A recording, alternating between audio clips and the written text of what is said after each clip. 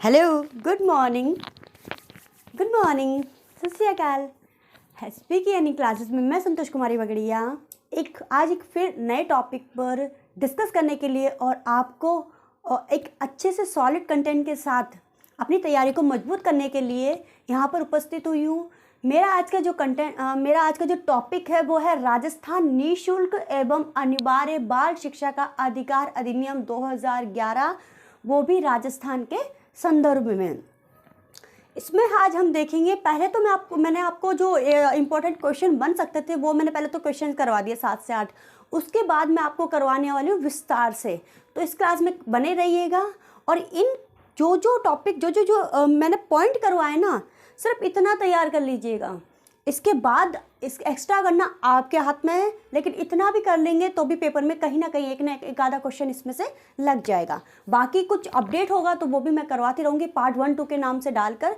और इसके अलावा मैं शॉर्ट फॉर्म चलाने वाली हूँ। इसके अलावा मैं आज बात करने वाली हूँ हमारा जो सिलेबस है, सिलेबस के ऊपर, बुक्स के ऊपर थोड़ा थोड़ा ही, ज़्यादा नहीं, थोड़ा थोड़ा। मेरे पास ज़्यादा बात करने के लिए कुछ नहीं है, क्योंकि आप खुद एक जागरूक कैंडिडेट है, मुझे कुछ कहने की ज़्यादा ज़रूरत नहीं है। चलिए, राजस्थान निःशुल्क अनिवार्य बाल शिक्षा का नियम या अधिनियम 2011, कुछ भी बोल लीजिए। आरटी एक्ट 2009 का राजस्थान में नाम क्या है? पहला क्वेश्चन है आपका, आरटी एक्ट 2009 का राजस्थान में नाम क्या है? तो इसमें आप आंसर लिखेंगे राजस्थान निःशुल्क एवं अनिवार्य बाल शिक्षा का नियम 2011। नेक्स्ट, आरटीई एक्ट 2009 के अनुसार राजस्थान के विद्यालयों में गठित कमेटी का अध्यक्ष, गठित कमेटी तो पता है ना, स्कूल मैनेजमेंट कमेटी पर चलती है और एक स्कूल डेवलपमेंट मैनेजमेंट कमेटी चलती है, वो भी मैं आगे बताऊंगी आपको कमेटी। और उसमें फुल फॉर्म भी करवाने वाली हूँ, चाहे वो राष्ट्रीय आय के टॉपिक पर हो, चाहे अपने साइको पे हो, चाहे आईटी के हो, उन सभी का एक साल लेके मैं आपको full form, short form, full form भी एक टॉप क्लास डालने वाली हूँ, आप बने रहिएगा। नेक्स्ट है, अनुसार राजस्थान के विद्यालयों में गठित कमेटी यानी स्कूल मैनेजमेंट कमेटी का अध्यक्ष कौन होता है? तो कौन होता है? पेरेंट्स, अभिभावक। नेक्स्ट, आरटीई एक्ट 2011 के तहत निजी स्कूलों में कितने % सीटें निर्धन विद्यार्थियों के लिए आरक्षित है? तो आंसर हो जाएगा 25%। ये आप सब जानते होंगे मोस्टली। राजस्थान सरकार द्वारा आरटीई की नियमावली की अधिसूचना कब जारी की गई? ये डेट भी आपको याद रखनी है। अधिसूचना जारी की गई 29 मार्च 2011 से, लेकिन लागू कब हुआ? 1 अप्रैल 2011 से। नेक्स्ट, आरटीई एक्ट 2010 के अनुसार प्राथमिक विद्यालय है, मतलब प्राथमिक विद्यालय किसको कहते हैं? कक्षा 1 से 5, और उच्च प्राथमिक विद्यालय कक्षा 6 से 8। नेक्स्ट, राजस्थान ने आरटीई की कौन सी धारा के तहत 29 मार्च 2011 को राजस्थान, मैंने जहां डैश किया है वहां पे वो पूरा नाम आ जाएगा, राजस्थान निःशुल्क एवं अनिवार्य बाल शिक्षा का नियम 2011 पारित किया। तो कौन सी धारा थी वो? 38। नेक्स्ट, आरटी एक्ट 2009 को राजस्थान में कब लागू किया गया? मैंने पहले बता दिया, 1 अप्रैल 2011 को। नेक्स्ट, राजस्थान निःशुल्क एवं अनिवार्य बाल शिक्षा का नियम 2011 में कुल अध्याय 10, कुल धाराएं कितनी? 29। तो चलिए आगे चलते हैं, कंटिन्यू करते हैं क्लासेस को। क्वेश्चन नंबर नहीं है, मैं आगे इसको विस्तार से करवाने वाली हूँ।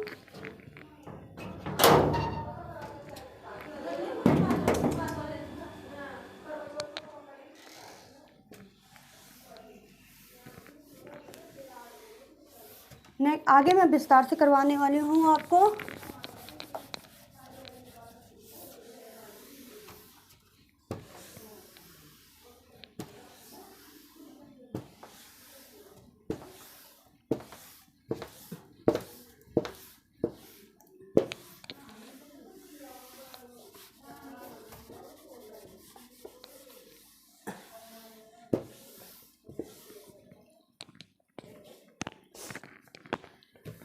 चलिए देखिए, नेक्स्ट है अपना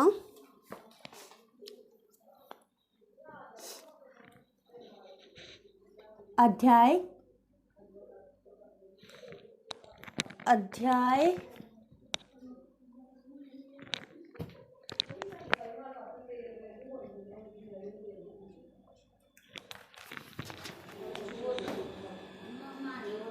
यार सुबह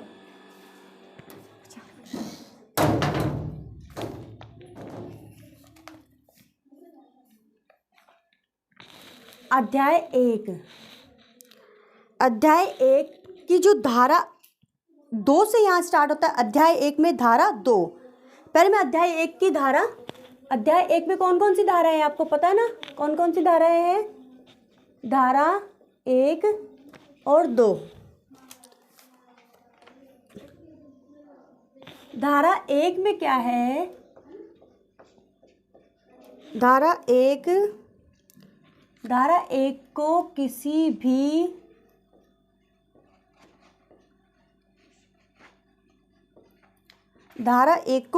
भी अध्याय में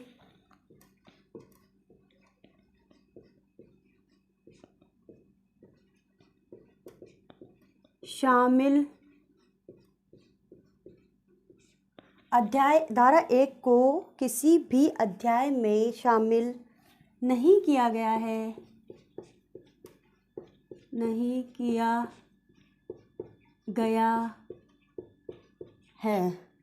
किया गया है। धारा 1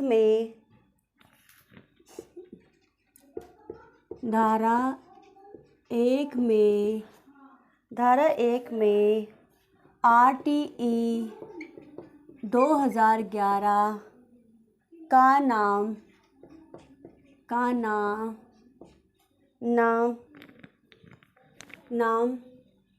वही नाम, ठीक है ना? यहाँ से राजस्थान से लगाकर पूरा 2011 है। सिर्फ इसमें मतलब धारा 1 में सिर्फ ये जो दोबारा नाम है, नाम को रिपीट किया गया है कि राजस्थान निःशुल्क एवं अनिवार्य बाल शिक्षा का नियम 2011।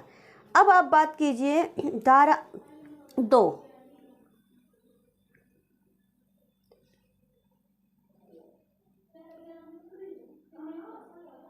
धारा 2 आप देखिए,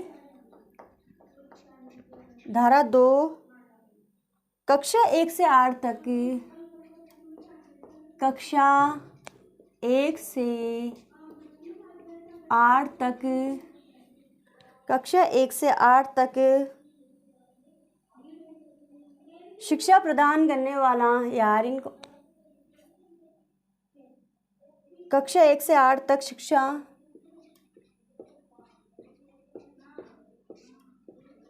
प्रदान करने वाला, कक्षा 1 से 8 तक शिक्षा प्रदान करने वाला विद्यालय आवश्यक है। विद्यालय आवश्यक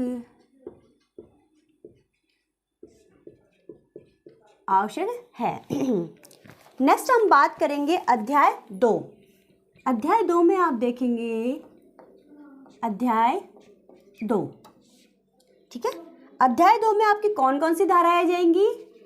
धारा 3, 4, 5। धारा 3 क्या कहती है? धारा 3 है स्कूल मैनेजमेंट कमेटी SMC विद्यालय प्रबंधन समिति का गठन व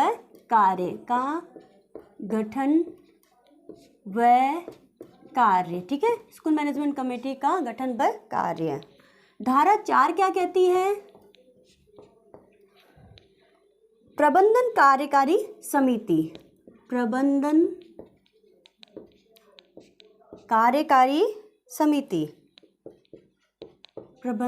कार्यकारी समिति।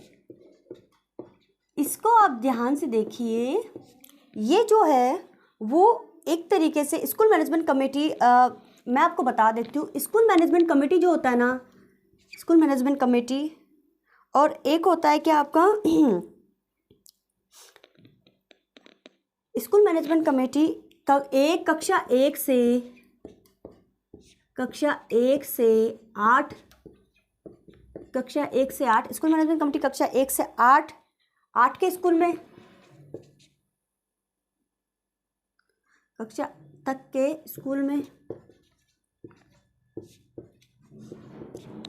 ठीक है ना? और एसडीएमसी भी होता है, एसडीएमसी। इसकी फुल फॉर्म मैं आपको अलग से क्लास में करवाने वाली हूँ, अभी बता रही हूँ। School management committee, school development management committee, school development management committee. ये कहाँ से काम करती है? ये आपकी करती है 9 से 12, ठीक है। 9 से 12 तक के स्कूल में जितनी भी योजनाएं वगैरह बनाने का काम होता है वो सारा इसमें किया जाता है। जितने भी निर्णय लेने होते हैं वो इसके अंतर्गत किए जाते हैं। नेक्स्ट पॉइंट आप देखिए, स्कूल मैनेजमेंट कमेटी में आपको पता है ना कितने सदस्य होते हैं? एसएमसी स्कूल मैनेजमेंट कमेटी में कुल कितने होते हैं? कुल 16 सदस्य होते हैं। कुल 16 सदस्य होते हैं, जिसमें से आपको पता है ना 50% महिलाएं, 8, ठीक है। 50% महिलाएं, जिसमें से मतलब 16 का 50% करेंगे तो 8 हो जाएगी। इसके अलावा आप देखेंगे कि इसमें अध्यक्ष कौन होता है? स्कूल मैनेजमेंट कमेटी में कुल सदस्य हो गए, अध्यक्ष कौन होता है? मैंने पहले भी बता दिया, क्वेश्चन करवा दिया। अभिभावक, और सचिव कौन होता है? सचिव कौन होता है आपका? प्रिंसिपल सर, मतलब मैम या सर जो भी है, प्रधानाचार्य या आचार्य, प्रधानाचार्य, ठीक है। इसमें नेक्स्ट पॉइंट अगर बात करें तो धारा 5 के लिए मैं ऊपर का मिटा देती हूँ आपका।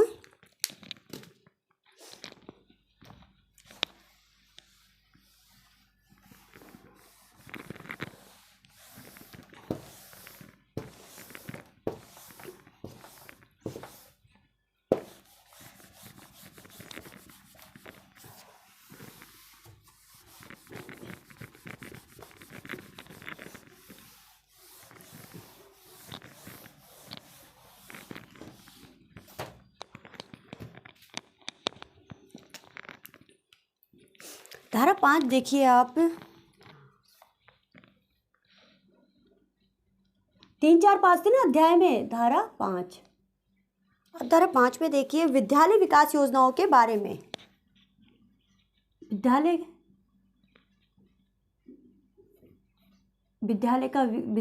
विकास योजनाओं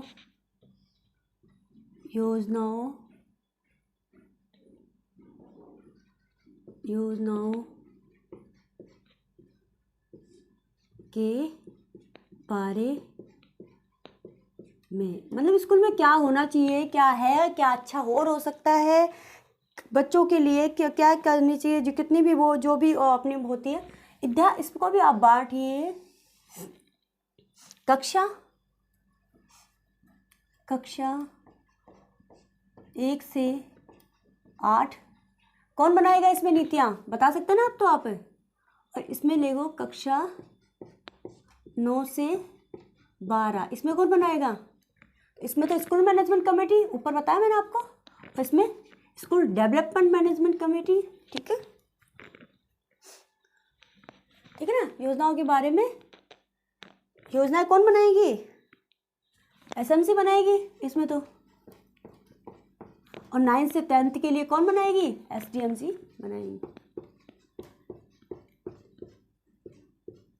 बनाएंगी जो भी है, जेंडर प्लूरल देख लीजिए आप, ठीक है। अध्याय ये तो था हमारा अध्याय 3, अध्याय 2 में हमारी धारा थी 3, 4 और 5। अब बात करते हैं, 5 हो गई हमारी, अब आते अध्याय 3। अध्याय 3 में देखिए, अध्याय 3 में एक ही धारा है, कौन सी? धारा 6। और धारा 6 क्या कहती है? आयु अनुसार प्रवेश। इसको मैं थोड़ा सा एक्सप्लेन करके आपको सिर्फ समझा रही हूँ, आपको लिखना नहीं है, ठीक है। आयु अनुसार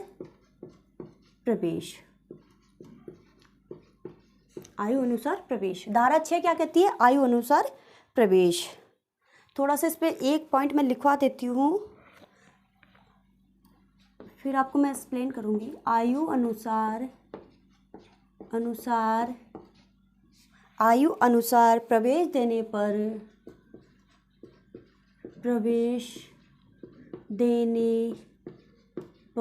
आयु अनुसार प्रवेश देने पर 3 माह का विशेष प्रशिक्षण। देखिए इस वाले पॉइंट को आपको वैसे समझते हैं, जो नहीं समझते थोड़ा सा एक्सप्लेन कर देती हूँ। मान लीजिए कोई बच्चा है, उसकी आयु क्या है 8 साल, ठीक है ना, 8 साल है। अब वो गवर्नमेंट स्कूल में एडमिशन के लिए गया, ठीक है। हमारे यहाँ से क्या चलता है इसमें, इस वाले के अकॉर्डिंग 614 साल चलता है ना, कि भाई 6 साल का बच्चा आप कौन सी क्लास में जाएगा, आपका 6, 7, 8, 9, 10, ठीक है। वैसे पूरे लिखने की ज़रूरत नहीं है मुझे, लेकिन फिर भी मैं एक बार बता देती हूँ। 9, 10, 11, 12, 13, 14। अब जो 6 साल का बच्चा है वो कौन सी क्लास में गया है, पहली क्लास में गया, ये दूसरी, तीसरी, चौथी, पाँचवीं, छठी, सातवीं और ये 8वीं। अब अगर इसको आप यूँ समझेंगे ना तो ये गलत हो जाएगा, देखिए, ठीक है ना। एडमिशन पहली क्लास में दे रहे हैं, लेकिन ये चलता कैसे है, ये चलता कैसे है कि भाई 6 साल का बच्चा 6 से 7 के बीच में वो पहली क्लास में जाएगा, फिर 7 से 8 में कौन सी, दूसरी, 8 से 9 में तीसरी, 9 से 10 में चौथी, और 10 से 11 मतलब वो एडमिशन लेते ही वो फर्स्ट क्लास पास थोड़ी कर लेगा, अगले साल करेगा ना।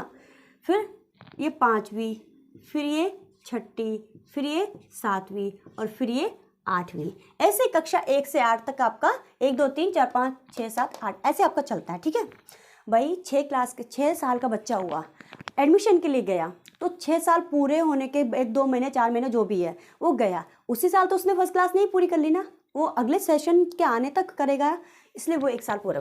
अब मान लीजिए हमारा बच्चा था 8 साल का, ठीक है।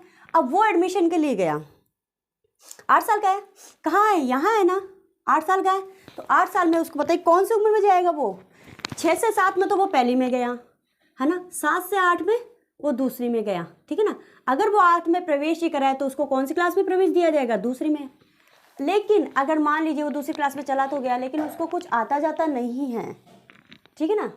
7 से 8 और 8 से 9, 8 साल का है ना, तो वो यहाँ नहीं तीसरी क्लास में जाएगा, ठीक है, यहाँ जाए, इसमें जाएगा तीसरी में, ठीक है। अब उसको कुछ आता जाता नहीं है, मान लीजिए कई पेरेंट्स होते हैं नहीं है, जागरूक नहीं है, उसको कुछ आता जाता नहीं है, तो उसको क्या करेंगे कि आयु अनुसार प्रवेश देने पर 3 माह का विशेष प्रशिक्षण देंगे कि भाई कम से कम वो एक बेसिक तो पूरा कर ले, बेसिक पूरा करने के बाद में वो क्लासेस में एडमिशन ले। तो आई होप कुछ समझ में आया होगा, नहीं आया तो आप मुझे फिर से कमेंट करके पूछ सकते हैं, मैं इसको छोटा सा एक अलग से एक्सप्लेन कर दूंगी। ये वाला हमारा चलता है, और 6 से 14 के लिए, ये 8वीं क्लास तक के लिए हमारा है, ठीक है। नेक्स्ट पॉइंट पर आप चलिए। अध्याय 3 पूरा हो चुका है हमारा, अध्याय 4। अध्याय 4 राजस्थान सरकार के दायित्व कि राजस्थान सरकार क्या क्या करेगी हमारे गवर्नमेंट स्कूल्स के लिए। ये जो है इस नियम के तहत राजस्थान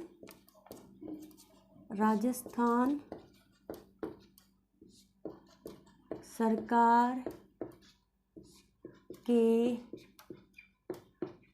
दायित्व, ठीक है, राजस्थान सरकार के दायित्व, अध्याय 4। अब इस पे देखिए, इस पे धाराएं कौन कौन सी लगेगी आपकी। इसमें आपकी धारा लगेगी 7, 8 और 9। धारा 7 की आप बात करें तो इसमें है कक्षा 1 से 5 तक, कक्षा 1 से 5 तक, कक्षा 1 से 5 तक विद्यालय की दूरी,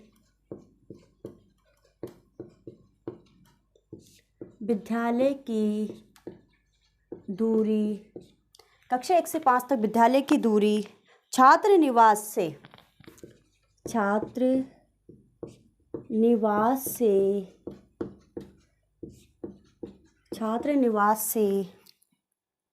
1 किलोमीटर अधिकतम, 1 किलोमीटर अधिकतम, ठीक है। मतलब 1 किलोमीटर के दायरे में होना चाहिए। अगर बच्चा 1 से 5वीं क्लास तक के लिए जा रहा है पढ़ने के लिए तो वो 1 किलोमीटर के दायरे में होना चाहिए, ठीक है।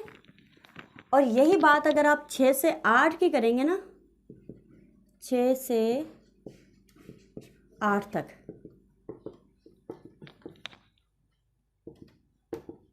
तो वो कितनी होनी चाहिए, 2 किलोमीटर, ठीक है। भाई जैसे बच्चे बड़े होंगे वो थोड़ा सा मैनेज कर सकते हैं, छोटे बच्चे तो उनको तो छोड़ना लेना सारा पेरेंट्स का कितना रहता है। धारा 8 समझते नहीं हो नावल। धारा 8 शैक्षिक प्राधिकारियों, मतलब एजुकेशन से जुड़े अधिकारियों, शैक्षिक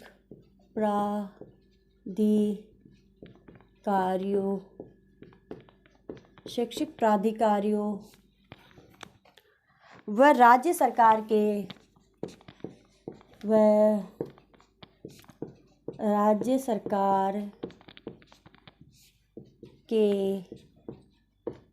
दायित्व,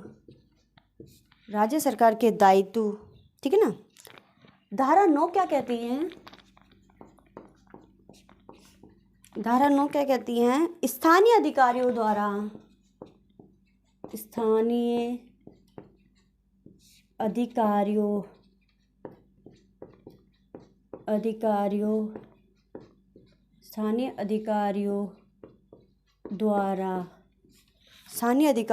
14 वर्ष के बालकों का रिकॉर्ड, 14 वर्ष के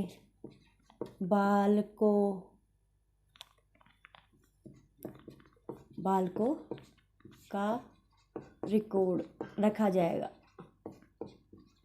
ठीक है, रिकॉर्ड,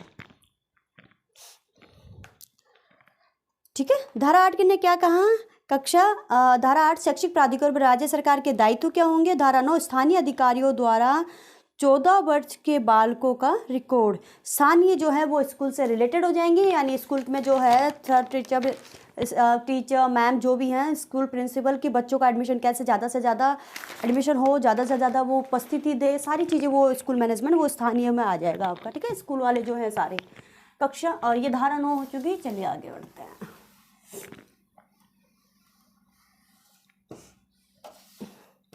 देखिए आप पढ़ते रहिए, चाहे दूसरी क्लासेस नोट्स तो एक बार तो आप बना ही लीजिए, फिर कुछ नया क्लास लेते हैं और कुछ नया पॉइंट आता है ना, तो वो पॉइंट लिख लिए, क्लास मत लिखिए पूरी।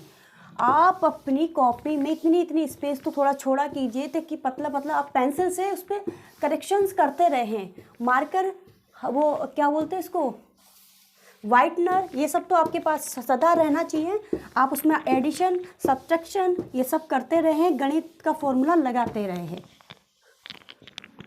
इसी से मजबूत होगी। ऐसे नहीं पूरी क्लास को फिर से नहीं लिखना है, कुछ नया है तो लिखना है, वरना तो आगे बढ़ना है। चलिए धारा 9 हो चुकी है मेरी। हमारा है अध्याय 5।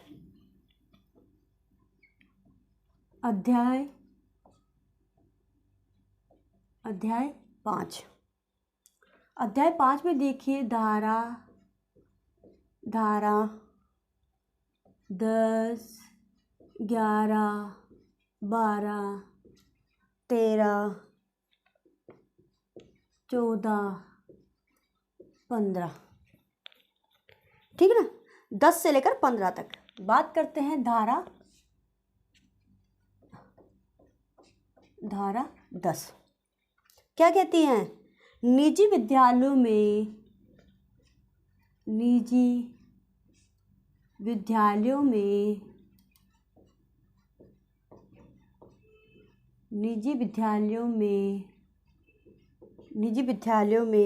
25% सीटों पर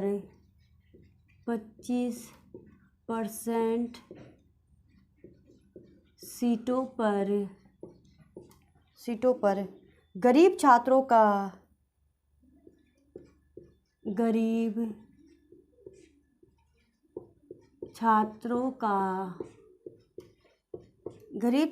का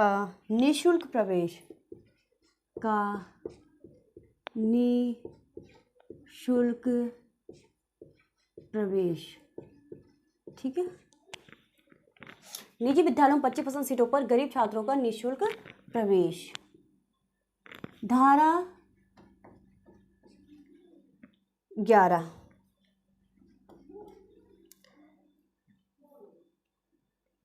निजी विद्यालयों में, यहाँ तक कंटिन्यू कर लीजिए आप।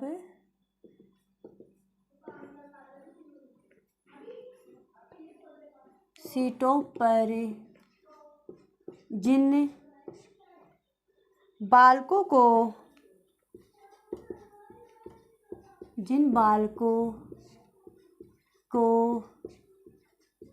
प्रवेश दिया गया है,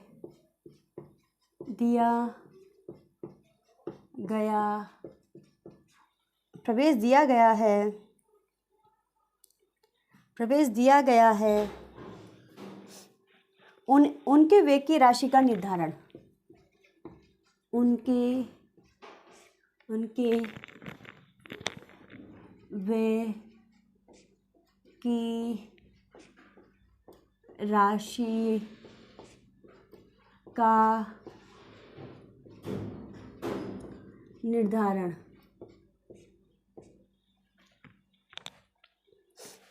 धारा 12,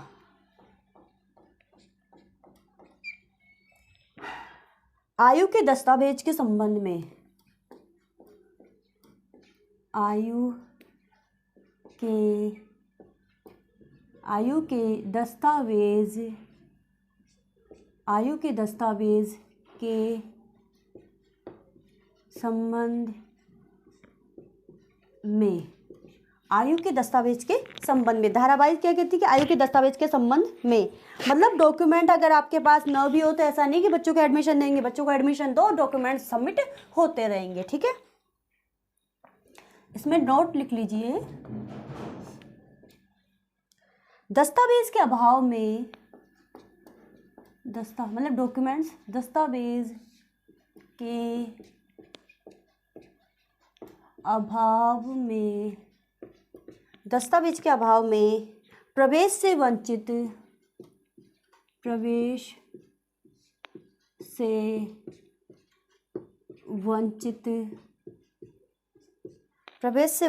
नहीं किया जा सकता है,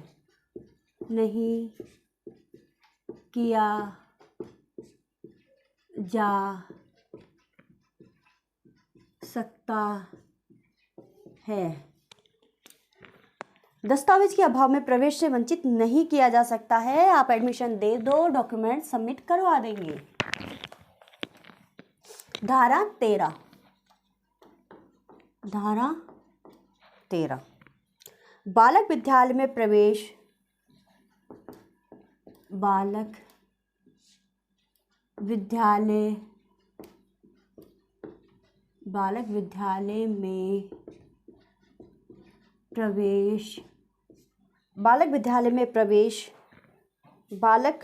में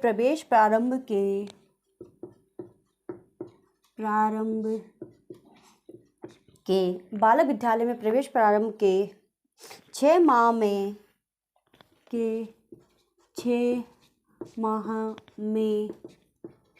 अथवा 6 माह में विद्यालय, एक मिनट, धारा 13, बालक विद्यालय में प्रवेश प्रारंभ के 6 माह में अथवा कभी भी,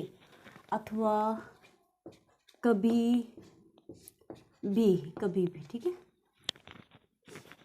मतलब नहीं समझे आप भाई, बालक विद्यालय में प्रवेश प्रारंभ के 6 माह में, वैसे तो ये है कि भाई जैसे हमारा सेशन कब स्टार्ट होता है, अप्रैल से स्टार्ट हो जाता है, लेकिन क्या होता है कि जैसे 30 सितंबर, वैसे तो लास्ट इसमें ना वो डिसाइड की हुई है कब, 30 सितंबर तक आपका एडमिशन हो जाना चाहिए, लेकिन अगर बाद में भी बच्चा आता है ना तो भी एडमिशन देंगे, ठीक है, ये नियम है, ठीक है भाई। जैसे तो है ना 6 महीने के अंदर, मतलब 30 सितंबर तक एडमिशन होना चाहिए, उसके बाद एडमिशन नहीं करना चाहिए, लेकिन बाद में भी एडमिशन देंगे, ठीक है, समझी बात। धारा है आपकी 14 में आप देखिए निजी विद्यालयों की मान्यता। धारा 14 के तहत जो निजी विद्यालयों की मान्यता को मतलब कंफर्म किया जाता है कि है कि नहीं है इसको ये स्कूल। निजी विद्यालयों की मान्यता, निजी विद्यालयों की मान्यता, ठीक है। निजी विद्यालयों की मान्यता निश्चित मापदंड के अनुसार है। इसमें लिख दीजिए निश्चित, जो मापदंड आप सुनिश्चित कर रखे हैं, निश्चित मापदंड के अनुसार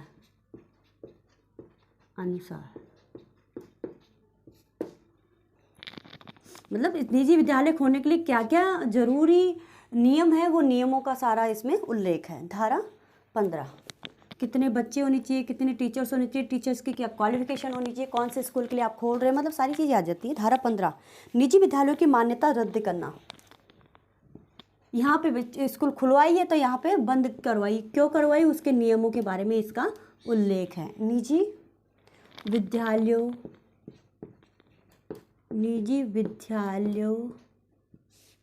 की मान्यता रद्द करना, ठीक है। वो इसके अंदर लिख लीजिए, मापदंडों का उल्लंघन करने पर, मापदंडों का उल्लंघन करने पर, ठीक है। लिमिट क्रॉस करेंगे आप तो कहीं ना कहीं आपको हमें सबको प्रॉब्लम्स क्रिएट होती है। धारा नेक्स्ट 15 हमारी कंप्लीट हो चुकी है। 10 से 15 तक हमारा अध्याय पाठ था। अध्याय 6 की बात करेंगे तो मैं कहती हूँ अध्याय 6 ऊपर क्यों ना हम वापस से ले लिया जाए शुरू से, तो मैं मिटा देती हूँ ऊपर का।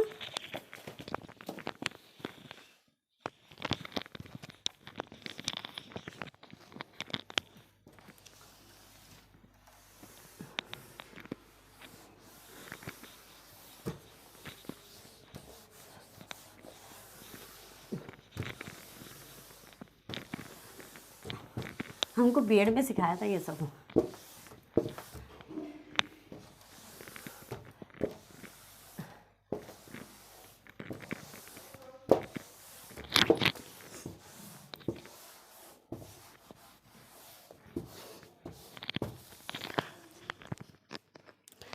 ठीक है, चलिए अध्याय 6।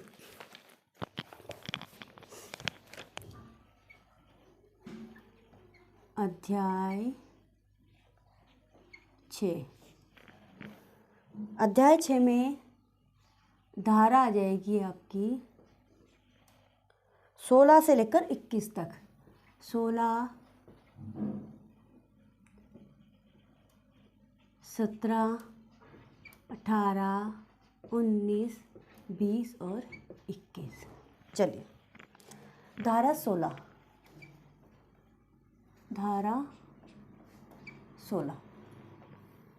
शिक्षकों को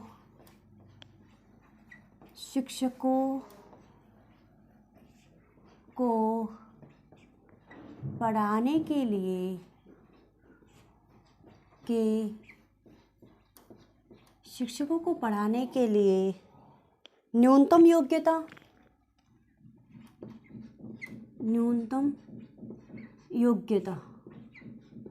जैसे डिसाइड कर रखी है ना, पता है ना आपको। BSTC 5th to 5th के लिए अपॉइंट होंगे, बीएड वाले 6th to 8th के लिए अपॉइंट होंगे, ठीक है ना। शिक्षकों को पढ़ाने के लिए 1 मिनट 6 to 8 क्यों, बीएड वाले तो 6 to 12th भी हो जाते हैं। इसके बाद में अगर आप कॉलेज लेवल पे पढ़ाना चाहते हैं तो शिक्षकों को आपका क्या होता है, नेट वगैरह होता है। शिक्षकों को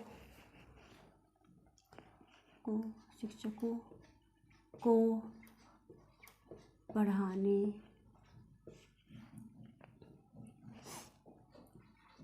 के लिए, और अब तो रिट भी है, न्यूनतम योग्यता,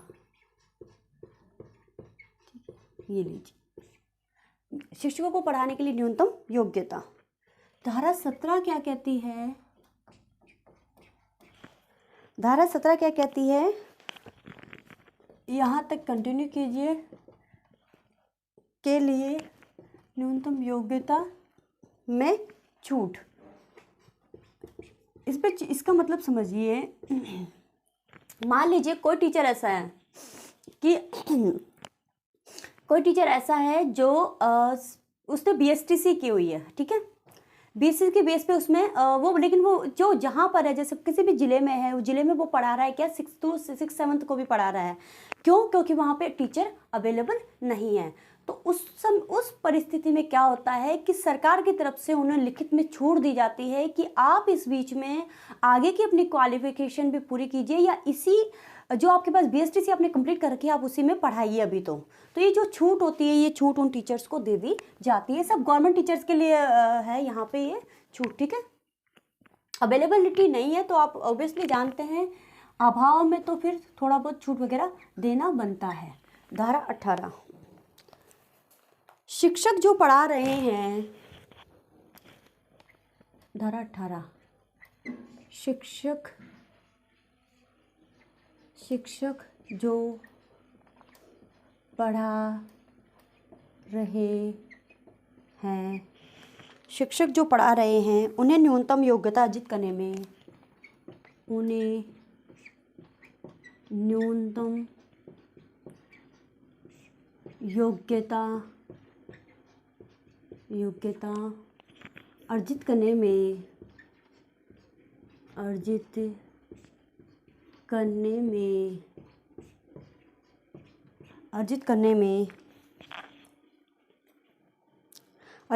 अधिकतम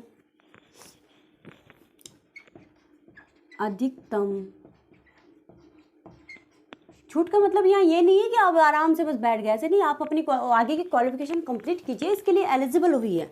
करने में अधिकतम 5 वर्ष का समय, अधिकतम 5 वर्ष का समय।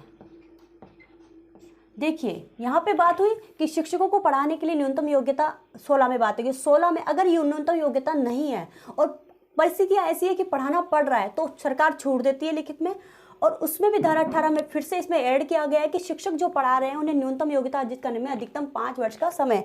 मतलब इन 5 सालों में तुम अपनी जो योग्यता है, जिस लेवल पे आप हो टीचर, वो उस लेवल की आप योग्यता अर्जित कर ले। धारा 19,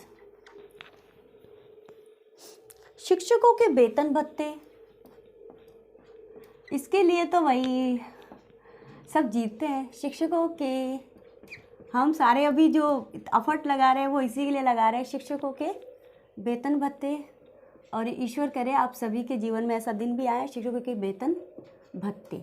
अच्छा, इसमें आप देखिए, जैसे मान लीजिए अभी आप लोग जैसे ही है रिटमेंस, चाहे फर्स्ट लेवल हो चाहे सेकंड लेवल हो, आप जैसे ही होंगे तो पहले तो आपका प्रोबेशनरी पीरियड होगा, प्रोबेशनरी पीरियड के बाद में सीधे आपको शायद प्रोबेशनरी पीरियड कंप्लीट होने के बाद में 33,800 आपको मिलेगा, है ना। और वो शायद ऑलमोस्ट राउंड फिगर में यहाँ चला जाता है, ठीक है, आपका सैलरी पे जो होता है। तो आई होप भगवान करे सबके जो मेहनत कर रहे हैं उन सबके हिस्से में ये सब आए, तो लगते भिड़ते ही है। और उसके बाद तो आप जानते हैं अब टीचिंग जॉब ऐसी है कि उसमें प्रमोशन बहुत अच्छे हैं, सारी चीज़ें अच्छी हैं, सबसे रेस्पेक्टेबल जॉब है आप सभी से, जो मुझे भी मिलता है, शिक्षकों के वेतन भत्ते, ठीक है, इसमें इसका उल्लेख है। धारा 20 की बात करें तो अध्यापकों के पढ़ाने से संबंधित कर्तव्य, अध्यापकों के पढ़ाने से संबंधित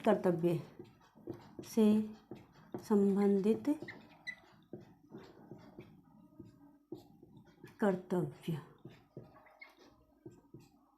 ठीक है। अध्यापकों के पढ़ाने से संबंधित कर्तव्य कि अध्यापकों को अपनी सामग्री तैयार करके जानी है, पाठ योजना बना लेनी है कि आज बच्चों को क्या पढ़ाना है।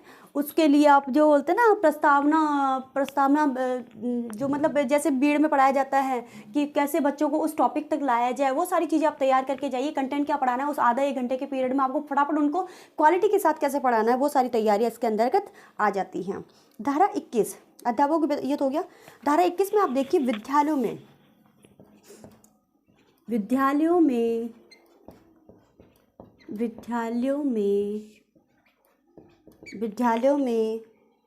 छात्र शिक्षक अनुपात, छात्र शिक्षक अनुपात, तो वही इसमें फिर से बटेगा फर्स्ट टू फिफ्थ, ठीक है ना। इसमें अनुपात में आपका हो जाएगा, प्राथमिक में तो आप कीजिए कक्षा, ये देखिए ये चीज़ है ना, ये मैं लिखवा रही हूँ आपको, क्यों? क्योंकि कोई बच्चा हो सकता है बिल्कुल न्यू हो। आप इन चीज़ों को ना व्हाइटनर से मिटा दीजिएगा, आपको पता है, जिनको पता है ना वो मिटा दीजिए, या फिर जिनको पता है ना वो अंडरलाइन कर दीजिए कि ये तो मुझे आता है, इसके आगे का मुझे पढ़ना है। शुरू मत हो ये बार बार। कक्षा 1 से 5, मैं आपका ज़्यादा समय ले रही हूँ, माफ़ी चाहती हूँ। कक्षा 1 से 5, तो ये आपका हो जाएगा 30:1, यानी 30 बच्चों, एक क्लास में 30 बच्चों पर एक टीचर पढ़ाएगा छोटे बच्चों में। आप ये प्राथमिक कक्षा हो गई हो, और दूसरा कौन सा हो जाएगा? उच्च प्राथमिक, ठीक है, उच्च प्राथमिक। इसमें कहाँ तक आ जाएगा? 6 to 8। इसमें क्या हो जाएगा? 35:1, ठीक है, 35:1, 35:1। ज़्यादा से ज़्यादा 40 हो सकता है, इससे ज़्यादा नहीं हो सकता, लेकिन 35:1 का अनुपात तो इसमें रखा हुआ है राजस्थान में। और ठीक है, नेक्स्ट पॉइंट आप इसमें एक स्टार बना के नोट वगैरह है ये, छात्र 200, यानी 200 स्टूडेंट्स अगर हो जाते हैं, 200 से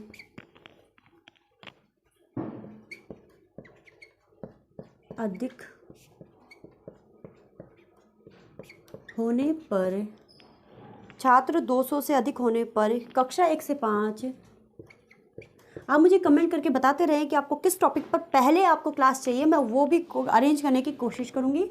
कक्षा 1 से 5, छात्र 200 से अधिक होने पर कक्षा 1 से 5 तक, छात्र 1 से 5 तक छात्र शिक्षक अनुपात, ठीक है ना, शिक्षक अनुपात, ठीक है,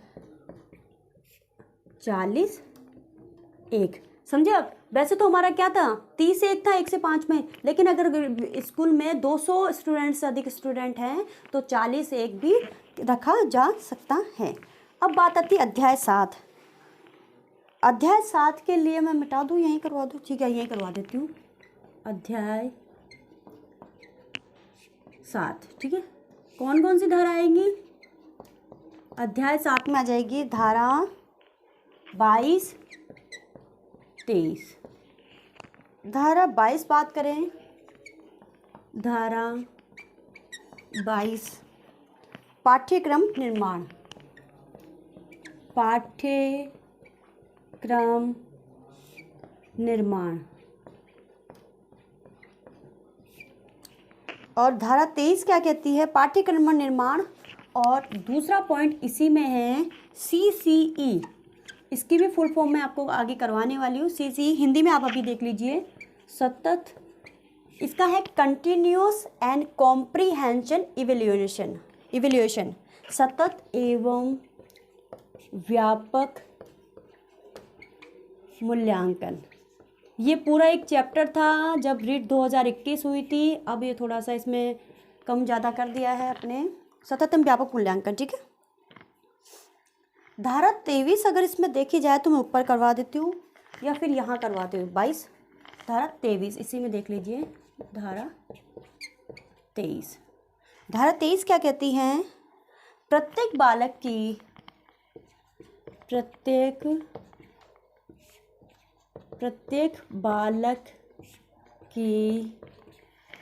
बालक की प्रारंभिक शिक्षा पूर्ण होने पर प्रारंभिक शिक्षा पूर्ण होने पर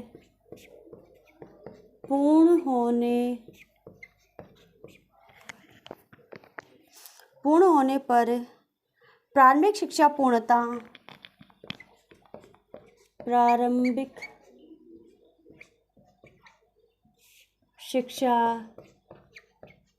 शिक्षा पूर्णता प्रमाण पत्र प्रदान करना, पूर्णता प्रमाण पत्र प्रदान करना। ठीक है भाई, धारा 23 तो सीधी सीधी है। प्रत्येक बालक की प्रारंभिक शिक्षा पूर्ण होने पर प्रारंभिक शिक्षा पूर्णता प्रमाण पत्र प्रदान करना, मतलब वो मार्कशीट प्रदान करना। ओके, नेक्स्ट है अपना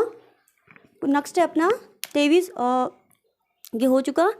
अध्याय 7 अपना कंप्लीट हो चुका। अध्याय 8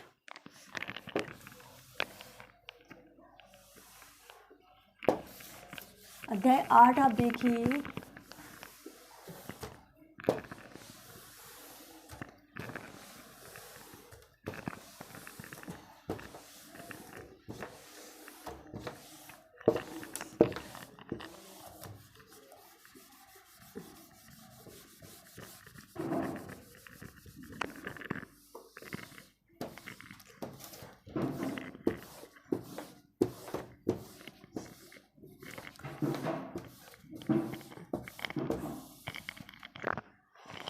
अध्याय 8 आप देखिए।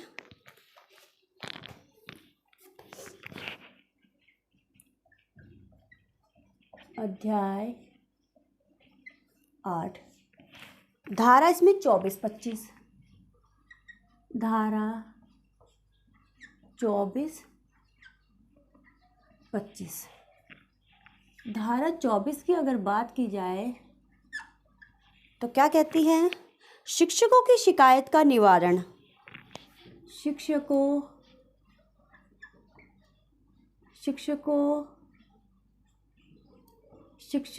की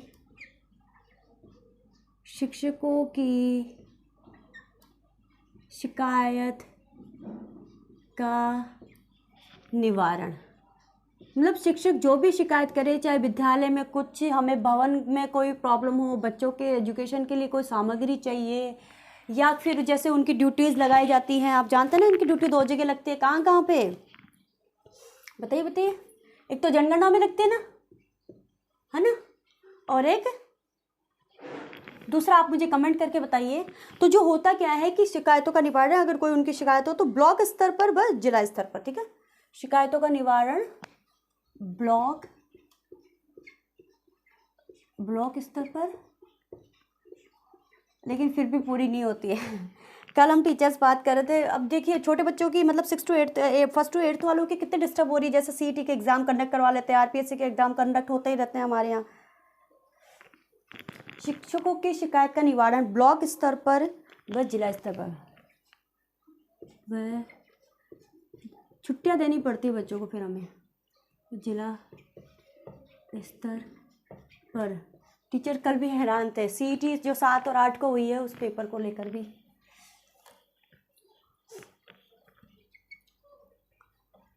कोई इसका बीच का मार्ग निकालना चाहिए ताकि बच्चों का एक दिन की भी छुट्टी फालतू ना हो। धारा 25 छात्र के अभिभावकों की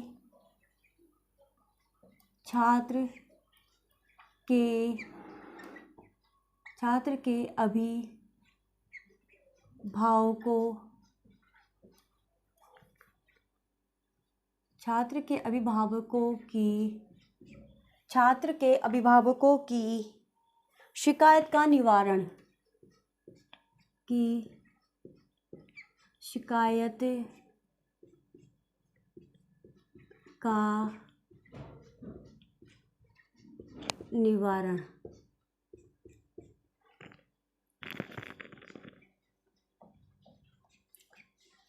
धारा 26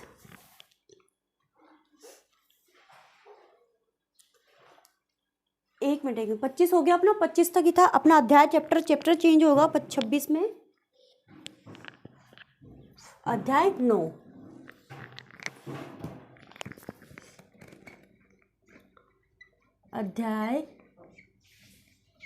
ठीक है।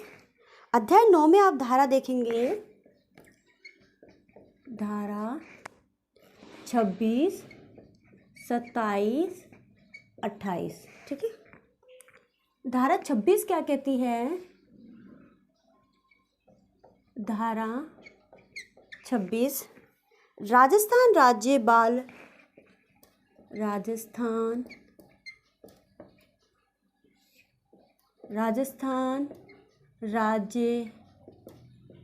बाल अधिकार, राजस्थान राज्य बाल अधिकार, राजस्थान राज्य बाल अधिकार संरक्षण आयोग, संरक्षण आयोग, ठीक है। धारा 26 में क्या है कि भाई राजस्थान राज्य बाल अधिकार संरक्षण आयोग का गठन किया गया 26 के तहत। धारा 27 क्या कहती है? ये जो संरक्षण आयोग है में शिकायत दर्ज कैसे की जा सकती है, क्या हो सकता है, वो सारे इसमें वर्णन है। तो ये पूरा तो अपना आएगा ही आएगा। संरक्षण आयोग में शिकायत दर्ज का उल्लेख है ना, दर्ज करने का उल्लेख है।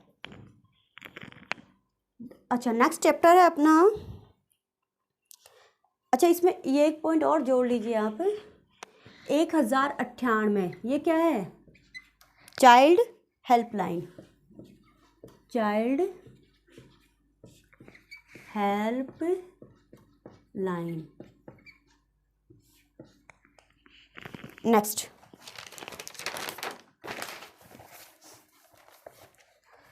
नेक्स्ट धारा 28, धारा 28 राज्य सलाहकार परिषद, एक सेकेंड,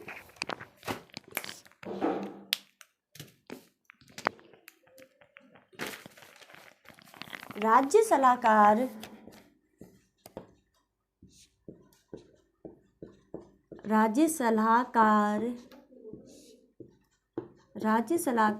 परिषद, राज्य सलाहकार परिषद का गठन,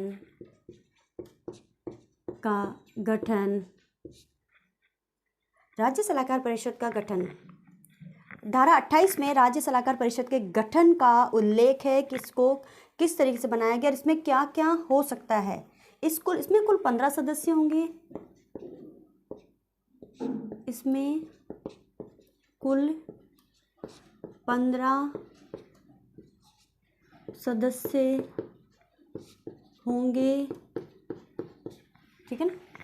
सदस्य होंगे 14 सदस्य व एक अध्यक्ष, 14 सदस्य व एक अध्यक्ष, ठीक है। नेक्स्ट आती है बात इसमें धारा 10, सॉरी अध्याय 10, अध्याय 10, धारा 29, धारा 29 शंकाओं का निवारण। धारा 29 में क्या है? शंकाओं का निवारण किया जाता है, शंकाओं का निवारण। किसी का कोई भी डाउट हो तो वो पूछ सकता है, कह सकता है, सुन सकता है। ये सभी के लिए है, टीचर्स के लिए, स्टूडेंट्स के लिए, पेरेंट्स के लिए, सभी के लिए, ठीक है।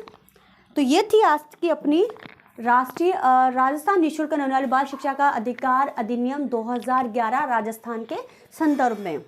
एक नई क्लास में नए टॉपिक के साथ फिर से हाजिर होंगे। और सबसे पहली और आखिरी बात, पढ़ते रहिए, कमियां इधर उधर की कमियों में अपना टाइम मत खराब कीजिए। और अपनी जो परिस्थितियां हैं उन परिस्थितियों से लड़ना कोई बड़ी बात नहीं है। आप प्लीज़ एक्सक्यूज बहाने मत बनाइए, बहाने बनाना तो छोड़ ही दीजिए, क्योंकि बहाने बना लो या तो बहाने बना लो या फिर आप पढ़ाई कर लो। टेंशन और बहाने ये सब छोड़ दीजिए और पढ़ाई कीजिए, कंटिन्यू पढ़ाई कीजिए। मिलते हैं नई क्लास में नए टॉपिक के साथ, तब तक के लिए दीजिए इजाज़त। धन्यवाद।